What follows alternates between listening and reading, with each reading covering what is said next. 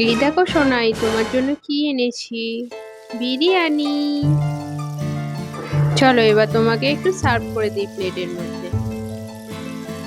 দেখি, এই দেখো কি বড় সাইজের একটা আলু। এতে এবার কি পড়ে? সোনাইয়ের জন্য একটা চিকেন লেগ পিস পড়েছে।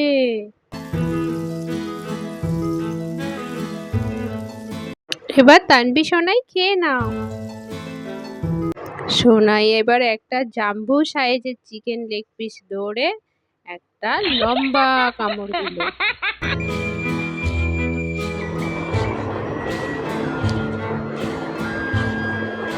সোনাই এবার চামচে করে একটু রাইস মুখে দিল। দেখো বন্ধুরা, কেমন লাগছে সোনাই তোমার খেতে, একটু বলো। এ নাও, একটু লেগ পিসটা মুখে নাও, খাও একটু, খাও।